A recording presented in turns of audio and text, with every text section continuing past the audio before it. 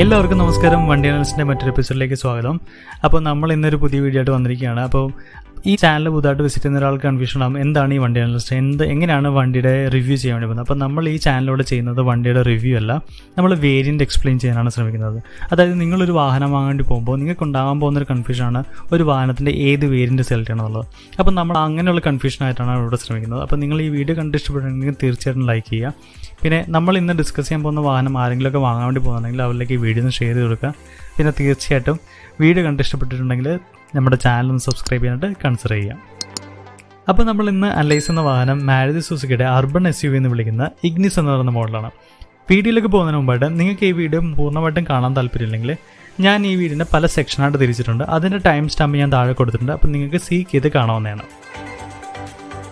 ഇഗ്നിസിനെ Maruti Suzuki place ചെയ്തിരിക്കുന്നത് അവരുടെ premium മോഡൽസിൻ്റെ കാറ്റഗറിയിലാണ്. അതുകൊണ്ട് തന്നെ നമുക്ക് ഈ വാഹനം വാങ്ങാൻ വേണ്ടി പറ്റുന്നത് നെക്സ ഡീലർഷിപ്പിൽ നിന്നാണ്.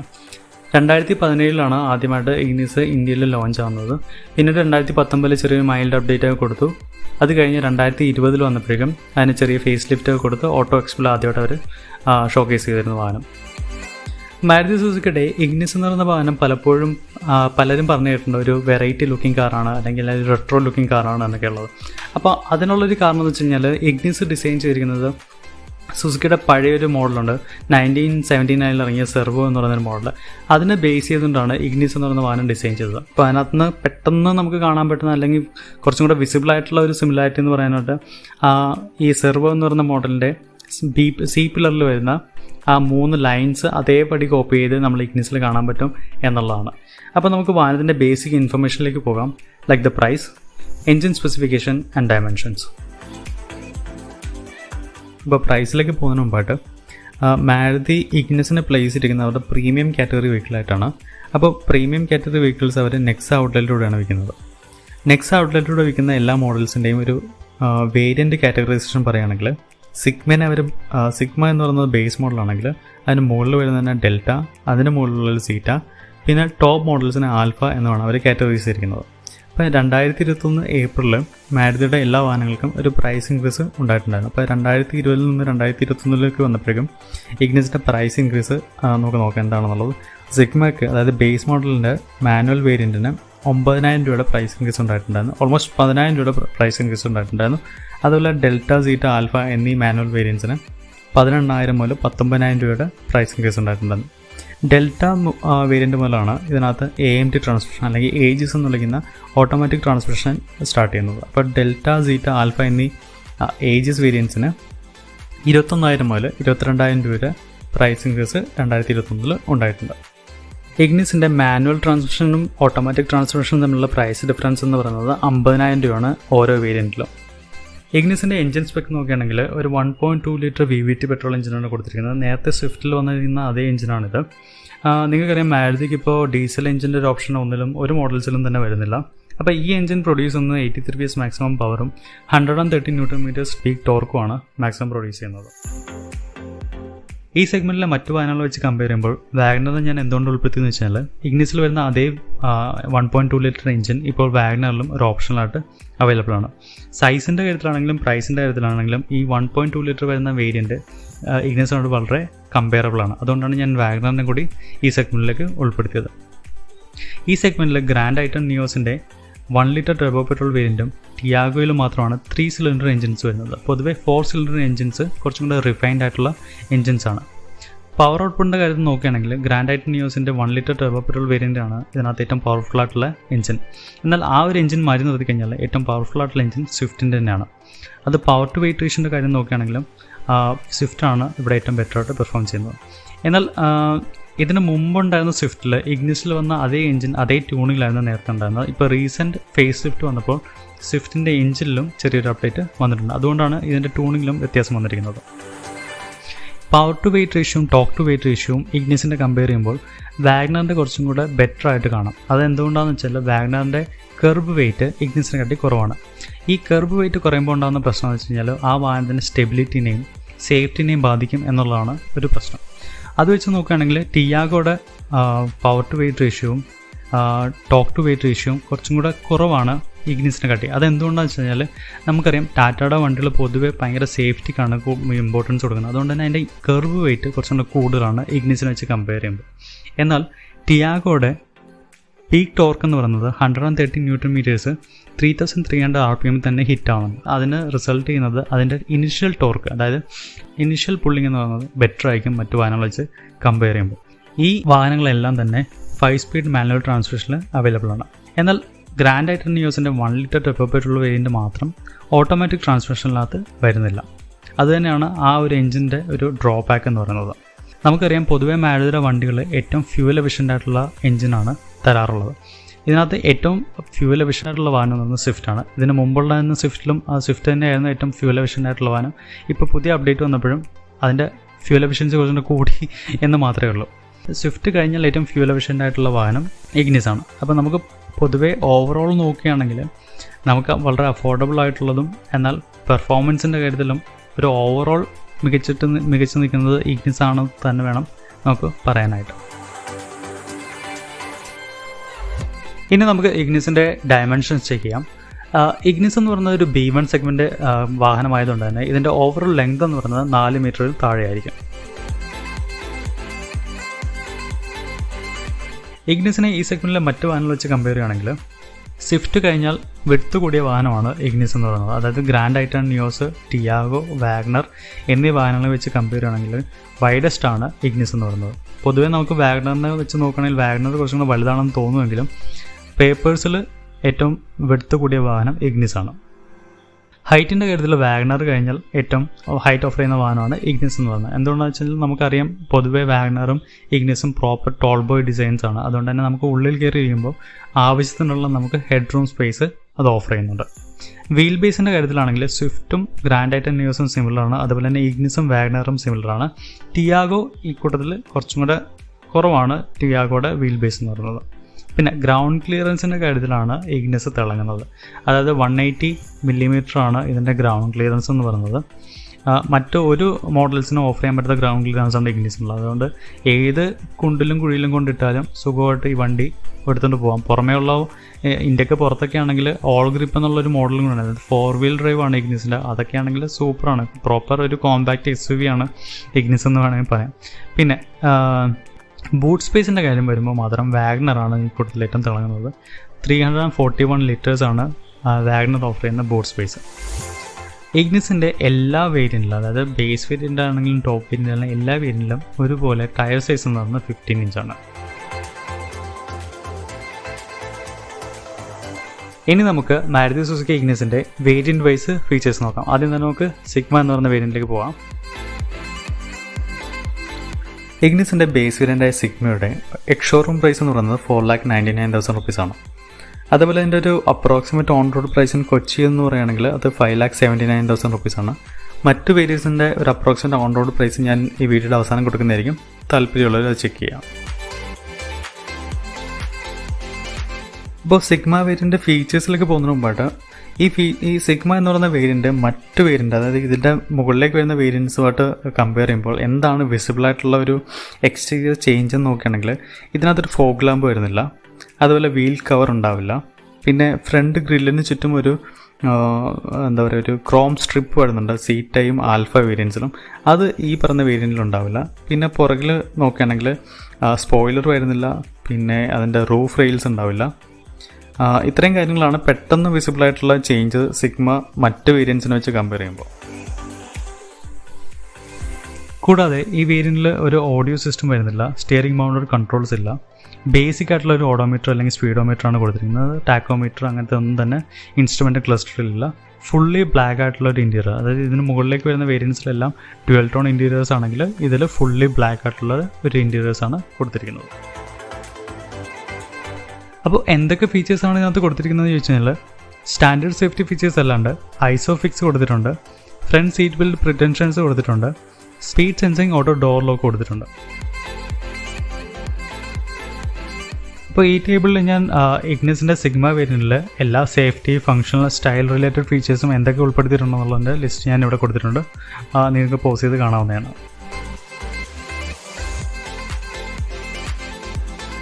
സിഗ്മ എന്ന് പറയുന്ന വേരിയൻറ്റ് കാഴ്ചയിൽ നമുക്കത്ര ഒരു ബേസ് വേരിയൻ്റ് ആയിട്ടോ അല്ലെങ്കിൽ കുറഞ്ഞൊരു മോഡലായിട്ടോ ഒന്നും തോന്നില്ല. കാരണം എന്ന് വെച്ച് കഴിഞ്ഞാൽ ഇതിൻ്റെ ബമ്പറും ഡോർ ഹാൻഡിൽസ് ORVM എല്ലാം തന്നെ ബോഡി കളറിലായിട്ടോ വരുന്നത്. പിന്നെ ആഫ്റ്റർ മാർക്കറ്റിലോ അല്ലെങ്കിൽ നമ്മൾ കമ്പനിയിൽ നിന്ന് നേരിട്ടോ നമുക്ക് ഇതിൻ്റെ folk lamp, roof rails, spoiler എന്നീ പറയുന്ന സാധനങ്ങളൊക്കെ നമുക്ക് ഫിറ്റ് ചെയ്യാവുന്ന കാര്യങ്ങളേ ഉള്ളൂ. ഇതിനകത്ത് മിസ് ചെയ്യുന്നൊരു സംഭവം, അതായത് വളരെ ഹൈലൈറ്റഡ് ആയിട്ട് മിസ് ചെയ്യുന്നൊരു സംഭവം എന്ന് വെച്ച് കഴിഞ്ഞാൽ ഈ വാഹനത്തിൽ ഒരു SUV ലുക്ക് കൊടുക്കാനായിട്ട് മാരുതി ഇതിനൊരു പ്ലാസ്റ്റിക് ക്ലാഡിങ് കൊടുത്തിട്ടുണ്ട്. അത് ഡെൽറ്റ എന്ന് പറയുന്ന വേരിയൻറ്റ് മൂലം മാത്രമാണ് സ്റ്റാർട്ട് ചെയ്യുന്നത്. സിഗ്മ എന്ന് പറയുന്ന വേരിയൻറ്റിൽ അത് മിസ്സിംഗ് ആണ്. അത് മാത്രമാണ് ഈ വേരിയൻറ്റിനെ ഒരു പുറമേ നിന്നുള്ള ലുക്കിൽ വ്യത്യസ്തനാക്കുന്നത്. കൂടാതെ ഈ വേരിയൻറ്റിൽ day night IRVM, remote central locking, rear power windows എന്നിങ്ങനെയുള്ള ഫീച്ചേഴ്സും മിസ്സിംഗ് ആണ്. അപ്പോൾ മൊത്തത്തിൽ പറയുകയാണെങ്കിൽ കുറച്ച് ബേസിക് ഫീച്ചേഴ്സ് മാത്രം ഉൾപ്പെടുത്തിയിട്ടുള്ള ഒരു വേരിയൻ്റാണ് സിഗ്മ എന്ന് പറയുന്നത്. അപ്പോൾ സിഗ്മ എടുക്കണോ അതോ കുറച്ചും കൂടെ പൈസ മുടക്കി ഡെൽറ്റയിലേക്ക് അപ്ഗ്രേഡ് ചെയ്യണോ എന്നുള്ളത് നമുക്ക് ഡെൽറ്റ അനലൈസ് ചെയ്തുകൊണ്ട് നോക്കാം. സിഗ്മ വേരിയൻറ്റിൽ നിന്ന് ഡെൽറ്റയിലേക്ക് അപ്ഗ്രേഡ് ചെയ്യുമ്പോൾ പ്രൈസ് ഇൻക്രീസ് എന്ന് പറഞ്ഞാൽ 86,000 രൂപയാണ്. അതുപോലെ തന്നെ ഡെൽറ്റയുടെ മാനുവൽ നിന്നും AMDയിലേക്ക് അപ്ഗ്രേഡ് ചെയ്യുമ്പോഴുള്ള പ്രൈസ് ഇൻക്രീസ് എന്ന് വെച്ചാൽ 50,000 രൂപയാണ്. അപ്പോൾ സിഗ്മേനെ കമ്പയർ ചെയ്യുമ്പോൾ ഡെൽറ്റയിലേക്ക് എന്തൊക്കെ ഫീച്ചേഴ്സാണ് ആഡ് ആവുന്നതെന്ന് വെച്ചാൽ സേഫ്റ്റി ഫീച്ചേഴ്സായിട്ട് day night IRVM, remote central ലോക്കിങ്ങും വരുന്നുണ്ട്. കൂടാതെ ഇതിനകത്തൊരു ബേസിക് ഓഡിയോ സിസ്റ്റം വരുന്നുണ്ട്. സ്റ്റിയറിംഗ് മൗണ്ടഡ് കൺട്രോൾസും കൂടെ ഈ വേരിയൻറ്റിൽ ആഡ് ആവുന്നുണ്ട്. ഡെൽറ്റ വേരിയൻറ്റിലെ ഈ ഓഡിയോ സിസ്റ്റത്തിൻ്റെ കൂടെ ബ്ലൂടൂത്ത് ആൻഡ് USB കണക്ടിവിറ്റി കൊടുത്തിട്ടുണ്ട്. കൂടാതെ ഇതിനകത്ത് ഒരു CD റീഡ് ചെയ്യാനുള്ളൊരു ഓപ്ഷനും കൂടി അവൈലബിൾ ആണ്. ഇതിൽ 2 സ്പീക്കേഴ്സ് മാത്രമാണ്, ഫ്രണ്ടിലത്തെ 2 സ്പീക്കേഴ്സ് മാത്രമാണ് അവൈലബിൾ ആയിട്ടുള്ളത്.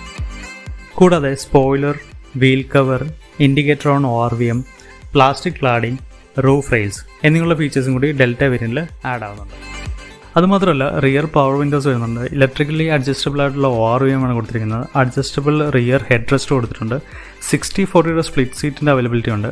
പിന്നെ നമ്മുടെ ഈ ഇൻസ്ട്രുമെൻറ്റ് ക്ലസ്റ്ററിൽ ടാക്കോമീറ്ററും പിന്നെ ഒരു ഡിസ്പ്ലേ, അതിനകത്ത് ഇൻഫർമേഷൻസ് എല്ലാം കൊടുക്കുന്ന ഒരു ഡിസ്പ്ലേയും കൂടെ വരുന്നുണ്ട്. സിഗ്മ വേരിയൻറ്റ് വെച്ച് കമ്പയർ ചെയ്യുമ്പോൾ ഡെൽറ്റ വേരിയൻ്റ് ഒരു ഭംഗിയുള്ളൊരു ഇൻസ്ട്രുമെൻറ്റ് ക്ലസ്റ്റർ തന്നെയാണ് കൊടുത്തിരിക്കുന്നത്. ഒരു ബ്ലൂ ബാക്ക് ലൈറ്റ് ഒക്കെ വരുന്നൊരു ഇൻസ്ട്രുമെൻറ്റ് ക്ലസ്റ്ററാണ്. അതുകൂടാണ്ട് ഡുവൽ ടോൺ ആയിട്ടുള്ള ഇൻറ്റീരിയറാണ് ഡെൽറ്റ വേരിയൻറ്റിനുള്ളിൽ സ്റ്റാർട്ട് ചെയ്യുന്നത്. ബ്ലാക്ക് ആൻഡ് ബീച്ച് കളറിൻ്റെ കോമ്പിനേഷൻ വരുന്ന ഇൻറ്റീരിയറാണ്. പിന്നെ ഡോർ ഹാൻഡിൽസ് നോക്കുകയാണെങ്കിൽ ഡോർ ഹാൻഡിൽസിൽ ഡ്രൈവറിൻ്റെയും കോ ഡ്രൈവറിൻ്റെ ഡോർ ഹാൻഡിൽസിൽ ഒരു ബോഡി കളറായിട്ടുള്ളൊരു ബാർ കൊടുത്തിട്ടുണ്ട്. നമുക്ക് ഡോറ് ഈസി ആയിട്ട് തുറക്കുക അടക്കുകയൊക്കെ ചെയ്യാനായിട്ട്. പിന്നെ ഇതിനകത്ത് മാനുവലായിട്ടുള്ള AC ആണ് വരുന്നത്. ഡെൽറ്റ വേരിയൻറ്റ് മുതൽ AMD ട്രാൻസ്മിഷൻ്റെ ഓപ്ഷൻ കൂടി അവൈലബിൾ ആണ്. അപ്പോൾ ഈ ടേബിളിൽ സിഗ്മ വേരിയൻറ്റ് വെച്ച് കമ്പയർ ചെയ്യുമ്പോൾ ഡെൽറ്റ വേരിയൻറ്റിൽ എന്തൊക്കെ ഫീച്ചേഴ്സാണ് വരുന്നത് എന്നുള്ളത് ഞാനിവിടെ ലിസ്റ്റ് ഔട്ട് ചെയ്തിട്ടുണ്ട്. അപ്പോൾ നിങ്ങൾക്ക് താല്പര്യമുണ്ടെങ്കിൽ ഇത് ഒന്ന് പോസ് ചെയ്തിട്ട് കാണാവുന്നതാണ്. ഈ ഫീച്ചേഴ്സിന് വേണ്ടി 86,000 രൂപ സ്പെൻഡ് ചെയ്യാന്ന് പറഞ്ഞാൽ കുറച്ച് ഓവർ പ്രൈസ്ഡ് ആയിട്ടാണ് എനിക്ക് ഫീൽ ചെയ്തത്. അപ്പോൾ നമുക്ക് ഡെൽറ്റ എന്ന് പറയുന്ന വേരിയൻറ്റ് നോക്കണോ അതോ കുറച്ചും കൂടെ പൈസ മുടക്കി സീറ്റ എന്ന് പറയുന്ന വേരിയൻറ്റിലേക്ക് അപ്ഗ്രേഡ് ചെയ്യണം എന്നുള്ളത് നമുക്ക് സീറ്റ് അനലൈസ് ചെയ്തുകൊണ്ട് നോക്കാം. അപ്പോൾ ഡെൽറ്റ വേരിയൻറ്റിൽ നിന്നും സീറ്റിലേക്ക് അപ്ഗ്രേഡ് ചെയ്യുമ്പോഴുള്ള പ്രൈസ് ഇൻക്രീസ് എന്ന് പറയുന്നത് 31,000 രൂപയാണ്. അത് മാനുവലിൻ്റെ കേസിലാണെങ്കിലും AMDയുടെ കേസിലാണെങ്കിലും സെയിം ആണ്. അപ്പോൾ സീറ്റ വേരിയൻറ്റിൽ എന്തൊക്കെ ഫീച്ചേഴ്സാണ് വരുന്നതെന്ന് നോക്കുകയാണെങ്കിൽ ആദ്യം തന്നെ എടുത്ത് പറയേണ്ടതിന് അതൊരു ടച്ച് സ്ക്രീൻ ഇൻഫോർടൈൻമെൻറ്റ് സിസ്റ്റം ആടാനുണ്ട്. അതിൽ തന്നെ ആപ്പിൾ കാർപ്ലേയുടെയും ആൻഡ്രോയിഡ് ഓട്ടോയുടെയും ഓപ്ഷൻ അവൈലബിൾ ആണ്. എന്നാൽ ഇതിലൊരു റിവേഴ്സ് ക്യാമറ മിസ്സിംഗ് ആണ്. അപ്പോൾ നമുക്കിത് ആഫ്റ്റർ മാർക്കറ്റിൽ നിന്നോ അല്ലെങ്കിൽ കമ്പനിയിൽ നിന്ന് നേരിട്ടോ അഡീഷണൽ ഇതിനകത്ത് ഫിറ്റ് ചെയ്യാനുള്ള സൗകര്യമുണ്ട്. പിന്നെ ഇതിനകത്ത് 2 ട്വീറ്റർ ആടാവുന്നുണ്ട്. അതുമാത്രമല്ല റിയർ സൈഡിൽ 2 സ്പീക്കേഴ്സ് കൂടി ആടാവുന്നുണ്ട്. അതുകൊണ്ട് തന്നെ ഡെൽറ്റ വേരിയൻറ്റ് വെച്ച് കമ്പയർ ആണെങ്കിൽ ഇതിൻ്റെ സൗണ്ട് ക്വാളിറ്റി കുറച്ചും കൂടെ ബെറ്റർ ആയിരിക്കും. പിന്നെ സേഫ്റ്റി റിലേറ്റഡ് ഫീച്ചേഴ്സ് നോക്കുകയാണെങ്കിൽ ഇതിനകത്ത് ഫോഗ് ലാമ്പ് വരുന്നുണ്ട്. അതുമാത്രമല്ല റിയർ സൈഡിൽ ഡീഫോഗർ ആൻഡ് വൈപ്പർ കൂടി ആടാവുന്നുണ്ട്. അതായത് പലപ്പോഴും നമ്മൾ ഇമ്പോർട്ടൻ്റ് അല്ല എന്ന് വിചാരിക്കുന്ന ഒരു ഫീച്ചറാണ് റിയർ ഡീഫോഗറും വൈപ്പറും. എന്നാൽ ഈ മഴ സമയത്തോ അല്ലെങ്കിൽ മഞ്ഞടിക്കുന്ന സമയത്തൊക്കെ പുറകിന് വരുന്ന വാഹനങ്ങൾക്കാണ് അത് കണ്ടുകൊണ്ട് തന്നെ വണ്ടി മുന്നോട്ട് പോകുക എന്ന് പറയുന്നത് വളരെ ഇമ്പോർട്ടൻ്റ് ആയിട്ടുള്ളൊരു കാര്യമാണ്. പിന്നെ ഇതിനകത്ത് ഫങ്ഷണൽ റിലേറ്റഡ് ഫീച്ചേഴ്സ് നോക്കുകയാണെങ്കിൽ പുഷ് ബട്ടൺ സ്റ്റാർട്ട് സ്റ്റോപ്പിൻ്റെ ഓപ്ഷൻ കൊടുത്തിട്ടുണ്ട്. അതുമാത്രമല്ല ഇലക്ട്രിക്കലി ഫോൾഡബിൾ ആയിട്ടുള്ള ORVM ആണ് സീറ്റ വേരിയൻറ്റിൽ വരുന്നത്. പിന്നെ ലുക്കിൻ്റെ കാര്യത്തിലാണെങ്കിൽ അലോയ് വീൽസ് ആഡ് ആവുന്നുണ്ട് ഈ വേരിയൻറ്റ് മുതൽ. അതുമാത്രമല്ല ഹെഡ് ലാമ്പിൽ ഒരു ക്രോം സ്ട്രിപ്പും അതുപോലെ ഗ്രില്ലിന് ചുറ്റും ഒരു ക്രോം സ്ട്രിപ്പ് ആഡ് ആവുന്നതുകൊണ്ട് തന്നെ ഈ വാഹനം മൊത്തത്തിൽ കുറച്ചും കൂടെ പ്രീമിയം വേരിയൻ്റ് ആണെന്ന് പറയേണ്ടി വരും. അപ്പോൾ എന്തൊക്കെ ഫീച്ചേഴ്സാണ് ഡെൽറ്റേനൊക്കെ വെച്ച് കമ്പയർ ചെയ്യുമ്പോൾ സീറ്റ വേരിയൻറ്റിൽ ആഡ് ആവുന്നുള്ളത് ഞാനിവിടെ ലിസ്റ്റ് ഔട്ട് ചെയ്തിട്ടുണ്ട്. താല്പര്യമുണ്ടെങ്കിൽ നിങ്ങളൊന്ന് പോസ് ചെയ്ത് കാണാം. സീറ്റ വേരിയൻ്റ് ഒരു പ്രീമിയം വേരിയൻ്റ് ആയതുകൊണ്ട് തന്നെ അതിൻ്റെ കീയുടെ ഡിസൈൻ, അതായത് റിമോട്ട് സെൻട്രൽ ലോക്കിംഗ് വരുന്ന കീയുടെ ഡിസൈനിൽ പോലും ആ വ്യത്യാസം പ്രകടമാണ്. അപ്പോൾ ഇത് ഡെൽറ്റ വേരിയൻ്റെ കീ ആണെങ്കിൽ, അതായത് ഡെൽറ്റ വേരിയൻ്റെ key with remote central locking ആണിത്. എന്നാൽ സീറ്റയിലേക്ക് വരുമ്പോൾ അത് കുറച്ചും കൂടെ പ്രീമിയം ലുക്കിലുള്ള കുറച്ചും കൂടെ ക്യൂട്ടായിട്ടുള്ള ഒരു കീ ആണ് പ്രൊവൈഡ് ചെയ്തിരിക്കുന്നത്. അപ്പോൾ നിങ്ങൾ ഇഗ്നിസ് വാങ്ങാൻ പോകുന്ന ഒരു കസ്റ്റമർ ആണെങ്കിൽ സീറ്റ വേരിയൻറ്റ് വാങ്ങണോ അതോ കുറച്ചും കൂടെ പൈസ മുടക്കി ആൽഫ വേരിയൻറ്റ് എടുക്കണോ എന്നുള്ളത് നമുക്ക് ആൽഫ വേരിയൻറ്റ് അനലൈസ് ചെയ്തുകൊണ്ട് നോക്കാം. അപ്പോൾ സീറ്റ വേരിയൻറ്റിൽ നിന്നും ആൽഫ വേരിയൻറ്റിലേക്ക് വരുമ്പോഴുള്ള വ്യത്യാസം എന്ന് പറയുന്നത്, അതായത് പ്രൈസ് ഇൻക്രീസ് എന്ന് പറയുന്നത് 75,000 രൂപയാണ്. അത് മാനുവലിൻ്റെ കേസിലാണെങ്കിലും AMDയുടെ കേസിലാണെങ്കിലും സെയിം ആണ്. അപ്പോൾ സീറ്റ വേരിയൻറ്റിൽ നിന്നും ആൽഫ വേരിയൻറ്റിലേക്ക് വരുമ്പോൾ പ്രധാനമായും ഒരു വ്യത്യാസം വരുന്നത് LED പ്രൊജക്ട് ഹെഡ് ലാമ്പും DRLഉം ഈ വേരിയൻറ്റിൽ ആഡ് ആവുന്നുണ്ട്. അപ്പോൾ ഇത് രണ്ടും ആഡ് ആകുന്നതുകൊണ്ട് തന്നെ കുറച്ചും കൂടെ പ്രീമിയം ലുക്കിലേക്ക് ഈ വേരിയൻറ്റ് മാറുന്നുണ്ട്. പിന്നെ ഇതിൽ റിവേഴ്സ് പാർക്കിംഗ് ക്യാമറ വരുന്നുണ്ട്. അതുമാത്രമല്ല ഓട്ടോമാറ്റിക് AC ആണ് കൊടുത്തിരിക്കുന്നത്. ഈ ഓട്ടോമാറ്റിക് ACയുടെ കൺസോളും സ്വിച്ചിൻ്റെ ഡിസൈൻ എന്നൊക്കെ പറഞ്ഞാൽ വളരെ മനോഹരമാണ്, മറ്റു മാരുതി കാറുകളിൽ നിന്ന് വളരെ വ്യത്യസ്തവുമാണ്. പിന്നെ ഇൻസ്ട്രുമെൻറ്റ് ക്ലസ്റ്ററിൽ ഒരു ബ്ലൂ ലൈറ്റ് സ്ട്രിപ്പ് മുകളിലായിട്ട് കൊടുത്തിരിക്കുന്നതുകൊണ്ട് തന്നെ കുറച്ചും കൂടെ ഭംഗിയുള്ളൊരു ഇൻസ്ട്രുമെൻറ്റ് ക്ലസ്റ്ററാണ് ആൽഫ വേരിയൻറ്റിൽ ഉൾപ്പെടുത്തിയിട്ടുള്ളത്. ആൽഫ വേരിയൻറ്റിൽ ഡ്രൈവർ സീറ്റ് ഹൈറ്റ് അഡ്ജസ്റ്റബിൾ ആണ്. അപ്പോൾ ഇതെല്ലാം കൂടെ ചേർന്നുകൊണ്ട് തന്നെ, അതായത് ഈ ഓട്ടോമാറ്റിക് ഏസിയുടെ കൺസോളിലെ ഡിസൈനും ഇൻസ്ട്രുമെൻറ്റ് ക്ലസ്റ്ററിലെ പുതിയ ലൈറ്റൊക്കെ വന്ന എല്ലാം കൂടെ ചേർന്ന് വളരെ പ്രീമിയം ലുക്കിലുള്ള ഒരു ഇൻറ്റീരിയറാണ് ആൽഫ വേരിയൻറ്റിലെന്ന് പറയേണ്ടി വരും. അപ്പോൾ സീറ്റ വേരിയൻറ്റിൽ നിന്നും ആൽഫ വേരിയൻറ്റിലേക്ക് വരുമ്പോൾ എന്തൊക്കെ ഫീച്ചേഴ്സാണ് ആഡ് ആവുന്നുള്ളത് ഞാനിവിടെ ലിസ്റ്റ് ഔട്ട് ചെയ്തിട്ടുണ്ട്. നിങ്ങൾക്ക് താല്പര്യം ഉണ്ടെങ്കിൽ ഇതൊന്ന് പോസ് ചെയ്ത് കാണാം. അപ്പോൾ ഇത്ര ഫീച്ചേഴ്സിന് വേണ്ടിയിട്ട്, ഈ കൊടുത്തിരിക്കുന്ന ഫീച്ചേഴ്സിന് വേണ്ടിയിട്ട് 75,000 രൂപ എക്സ്ട്രാ പേ ചെയ്യാന്ന് പറയുന്നത് കുറച്ച് കൂടുതലായിട്ടാണ് എനിക്ക് തോന്നിയിട്ടുള്ളത്. അപ്പോൾ നിങ്ങൾക്ക് നിങ്ങളുടെ അഭിപ്രായം എന്തായാലും കമൻറ്റായിട്ട് അറിയിക്കുക. എന്തായാലും ഞാൻ പറയുകയാണ്, ഇപ്പോൾ കുറച്ച് ആൾക്കാരുണ്ടാവും ലുക്ക് വൈസിൽ ഒട്ടും കോംപ്രമൈസ് ചെയ്യാത്ത ആൾക്കാരുണ്ട്. അപ്പോൾ അവർക്ക് കുറച്ച് ബഡ്ജറ്റൊക്കെ ഉണ്ടെങ്കിൽ തീർച്ചയായിട്ടും കൺസിഡർ ചെയ്യാൻ പറ്റുന്ന ഒരു വേരിയൻറ്റ് തന്നെയാണ് ആൽഫ വേരിയൻറ്റ് എന്ന് പറയുന്നത്. ഇന്ത്യക്ക് പുറത്താണെങ്കിൽ ഈ ഇഗ്നിസിന് 4x4 ഒക്കെ ഉണ്ട്, അതായത് സുസുക്കി ഓൾ ഗ്രിപ്പ് എന്ന് വിളിക്കുന്ന ഒരു വേരിയൻ്റ് ഒക്കെ ഉണ്ട്. അപ്പോൾ എനിക്കൊന്ന് നമ്മൾ കുറച്ചും കൂടെ ബഡ്ജറ്റ് ഓറിയൻറ്റഡ് ആയ ആൾക്കാരാണ് ഇവിടെ കൂടുതലുള്ളതുകൊണ്ടാണെന്ന് തോന്നുന്നു ഇന്ത്യയിൽ അങ്ങനെയുള്ള വേരിയൻസ് ഒന്നും ഇറക്കാത്തത്. അപ്പം നമുക്ക് ഈ വാഹനത്തിനെ പറ്റിയുള്ളൊരു കൺക്ലൂഷനിലേക്ക് പോകാം. ഇഗ്നിസിൻ്റെ എല്ലാ മാനുവൽ വേരിയൻസും അനലൈസ് ചെയ്ത് നോക്കുമ്പോൾ ടോപ്പ് റെക്കമെൻഡഡ് വേരിയൻ്റ് ആയിട്ട് നിൽക്കുന്നത് സീറ്റ വേരിയൻ്റ് ആണ്. കാരണം ഇതിൽ കൊടുത്തിരിക്കുന്ന ഫീച്ചേഴ്സ് എല്ലാം തന്നെ ഇതിൻ്റെ പ്രൈസിനെ ജസ്റ്റിഫൈ ചെയ്യുന്നുണ്ട്. ഇപ്പോൾ സിഗ്മ വേരിയൻ്റ്, അതായത് ബേസ് വേരിയൻറ്റ് കൺസിഡർ ആണെങ്കിൽ ഒരുപാട് ബേസിക് ഫീച്ചേഴ്സ് മിസ്സിംഗ് ആണ്. നമുക്ക് ഇന്നത്തെ കാലത്ത് അത്യാവശ്യമുള്ള ബേസിക് ഫീച്ചേഴ്സ് എല്ലാം മിസ്സിംഗ് ആണ്. ഈ ഫീച്ചേഴ്സ് എല്ലാം തന്നെ ഡെൽറ്റ വേരിയൻറ്റിൽ ആഡ് ആകുന്നുണ്ടെങ്കിൽ കൂടി സിഗ്മയിൽ നിന്നും ഡെൽറ്റയിലേക്ക് അപ്ഗ്രേഡ് ചെയ്യുമ്പോൾ പ്രൈസ് ഇൻക്രീസ് എന്ന് പറയുന്നത് കുറച്ച് എക്സ്പെൻസീവ് ആയിട്ടാണ് എനിക്ക് തോന്നിയിട്ടുള്ളത്. എന്നാൽ ഡെൽറ്റയിൽ നിന്നും CTയിലേക്ക് അപ്ഗ്രേഡ് ചെയ്യാൻ നമുക്ക് അത്രയധികം സ്പെൻഡ് ചെയ്യേണ്ടി വരുന്നില്ല. അപ്പോൾ ഡെൽറ്റ കൺസിഡർ ചെയ്തിരിക്കുന്ന ഒരു കസ്റ്റമർ ആണെങ്കിൽ തീർച്ചയായിട്ടും കുറച്ച് ബഡ്ജറ്റ് എക്സ്റ്റെൻഡ് ചെയ്യാൻ പറ്റുന്നുണ്ടെങ്കിൽ തീർച്ചയായിട്ടും കൺസിഡർ ചെയ്യേണ്ട വേരിയൻറ്റ് സീറ്റ വേരിയൻറ്റ് തന്നെയാണ്. കാരണം എന്ന് വെച്ചാൽ സീറ്റ വേരിയൻറ്റിൽ ബേസിക് ഫീച്ചേഴ്സിൻ്റെയും മോഡേൺ ഡേ ഫീച്ചേഴ്സിൻ്റെയും റൈറ്റ് ബാലൻസ് ആണ് എന്നാണ് എനിക്ക് തോന്നിയിട്ടുള്ളത്. നിങ്ങളുടെ അഭിപ്രായം കമൻറ്റായിട്ട് അറിയിക്കാം. പിന്നെ ആൽഫ വേരിയൻറ്റിലേക്ക് വരുമ്പോൾ സീറ്റയുടെ മുകളിൽ വാല്യൂ ഫോർ മണി അല്ലെങ്കിൽ കൂടി കൊടുത്തിരിക്കുന്ന ഫീച്ചേഴ്സ് എല്ലാം തന്നെ ഒരു യൂസിൻ്റെ എക്സ്പീരിയൻസ് വളരെയധികം ഇമ്പ്രൂവ് ചെയ്യുന്ന ഫീച്ചേഴ്സാണ്. അപ്പോൾ നിങ്ങൾ വാല്യൂവിൽ കുറച്ച് കോംപ്രമൈസ് ചെയ്യാൻ പറ്റുന്ന ഒരു കസ്റ്റമറാണ് നിങ്ങളെങ്കിൽ, അതായത് കുറച്ചും കൂടെയൊക്കെ നിങ്ങളുടെ ബഡ്ജറ്റും സീറ്റയുടെ മുകളിൽ ബഡ്ജറ്റ് എക്സ്റ്റെൻഡ് ചെയ്യാൻ പറ്റുന്നുണ്ടെങ്കിൽ തീർച്ചയായിട്ടും ആൽഫ വേരിയൻറ്റ് കൺസിഡർ ചെയ്യാം. AMDയുടെ കേസിലാണെങ്കിലും ഞാൻ നേരത്തെ പറഞ്ഞ റീസൺസ് ഉള്ളതുകൊണ്ട് തന്നെ സീറ്റ വേരിയൻ്റ് ആണ് ടോപ്പ് റെക്കമെൻഡഡ് വേരിയൻറ്റ്. പിന്നെ ആൽഫ വേരിയൻറ്റ് ചില കസ്റ്റമേഴ്സിന് സ്യൂട്ടബിൾ ആയിട്ടുള്ളൊരു വേരിയൻറ്റ് തന്നെയാണ് ആൽഫ വേരിയൻറ്റ്. അപ്പോൾ ഇനി നമുക്ക് ഇഗ്നിസിൻ്റെ കളർ ഓപ്ഷൻസ് നോക്കാം. ഇഗ്നിസിൽ മൊത്തം 6 എക്സ്റ്റീരിയർ കളർ ഓപ്ഷൻസ് ആണ് വരുന്നത്. അത് ഏതൊക്കെയാണെന്ന് നോക്കണമെങ്കിൽ white, silver, grey, orange, Nexa blue and turquoise blue എന്നിങ്ങനെയുള്ള 6 കളർ ഓപ്ഷൻസ് ആണ് അവൈലബിൾ ആയിട്ടുള്ളത്. അതിൽ തന്നെ സിഗ്മ വേരിയൻറ്റിൽ 4 കളർ ഓപ്ഷൻസ് മാത്രമേ വരുള്ളൂ. അത് ഏതൊക്കെയാണെന്ന് നോക്കണമെങ്കിൽ Nexa blue, grey, silver and white. പിന്നെ സീറ്റ വേരിയൻറ്റിലും ആൽഫ വേരിയൻറ്റിലും 3 ഡുവൽ ടോൺ കളേഴ്സിൻ്റെ ഓപ്ഷൻസ് അവൈലബിൾ ആണ്. അത് ഏതൊക്കെയാണെന്ന് നോക്കുകയാണെങ്കിൽ Nexa blue with silver roof, Nexa blue with black roof and orange with black roof. ഈ ടേബിളിൽ ഞാൻ കൊടുത്തിരിക്കുന്നത് ഇഗ്നിസിൻ്റെ ഒരു അപ്രോക്സിമേറ്റ് പ്രൈസ് ഇൻ കൊച്ചിയാണ്. അപ്പോൾ ഞാനിത് എക്സാക്റ്റ് പ്രൈസ് ആണെന്നൊന്നും പറയുന്നില്ല, ചിലപ്പോൾ അങ്ങോട്ടും ഇങ്ങോട്ടും കൂടിയെന്നോ കുറഞ്ഞെന്നൊക്കെ ഇരിക്കാം. അപ്പോൾ ജൂൺ മാസം 2021 പ്രൈസ് വെച്ചിട്ടാണ് ഞാനിവിടെ കൊടുത്തിരിക്കുന്നത്. ഒരു ഏകദേശം ഇത്രയൊക്കെ തന്നെ പ്രൈസ് വരാൻ സാധ്യതയുള്ളൂ. ഇഗ്നിസിനെ പറ്റിയുള്ള വേരിയൻ്റ് അനാലിസിസ് വീഡിയോ വൈൻഡപ്പ് ചെയ്യാൻ സമയമായി. അപ്പോൾ നിങ്ങൾക്ക് ഈ വീഡിയോ കണ്ട് ഇഷ്ടപ്പെട്ടെന്ന് കരുതുന്നു. നിങ്ങൾ ഇഗ്നിസ് വാങ്ങാൻ വേണ്ടി പോകുന്നൊരു കസ്റ്റമർ ആണെങ്കിൽ നിങ്ങളുടെ ബഡ്ജറ്റ് ആൻഡ് റെക്കമെൻഡ് അനുസരിച്ചുള്ള ഒരു വേരിയൻറ്റ് സെലക്ട് ചെയ്യാനായിട്ട് ഈ വീഡിയോ സഹായിച്ചെന്ന് കരുതുന്നു. വീഡിയോ കണ്ട് ഇഷ്ടപ്പെട്ടെങ്കിൽ തീർച്ചയായിട്ടും ലൈക്ക് ചെയ്യുക. നിങ്ങളുടെ പരിചയത്തിൽ ആരെങ്കിലും ഇഗ്നിസ് വാങ്ങാൻ വേണ്ടി പോകുന്നുണ്ടെങ്കിൽ അവരിലേക്ക് ഈ വീഡിയോ ഒന്ന് ഷെയർ ചെയ്ത് കൊടുക്കുക. പിന്നെ നമ്മുടെ ചാനലൊന്ന് സബ്സ്ക്രൈബ് ചെയ്യാനായിട്ട് കൺസിഡർ ചെയ്യുക. ഇതിന് മുമ്പായിട്ട് ഞാൻ കിയ സോണറ്റിനെ പറ്റി ഒരു വേരിയൻ്റ് അനാലിസിസ് വീഡിയോ ചെയ്തിട്ടുണ്ടായിരുന്നു. അപ്പോൾ അത് കാണാൻ താല്പര്യമുള്ളവർക്ക് ഞാനിവിടെ ഐബട്ടിലുള്ള ലിങ്ക് കൊടുക്കുന്നുണ്ട്. അപ്പോൾ ഈ വീഡിയോനെ പറ്റി എന്തെങ്കിലും അഭിപ്രായം ഉണ്ടോ അല്ലെങ്കിൽ ഞാൻ പറഞ്ഞതിൽ എന്തെങ്കിലും തെറ്റുണ്ടെങ്കിൽ നിങ്ങൾ തീർച്ചയായിട്ടും കമൻറ്റായിട്ട് അറിയിക്കുക. അപ്പോൾ നമ്മളത് കൺസിഡർ ചെയ്തുകൊണ്ട് കുറച്ചും കൂടെ ഇമ്പ്രൂവ്ഡ് ആയിട്ട് നമ്മൾ അടുത്ത തവണ മറ്റൊരു വാഹനവുമായിട്ട് വരുന്നതായിരിക്കും. അതുവരേക്കും ബൈ.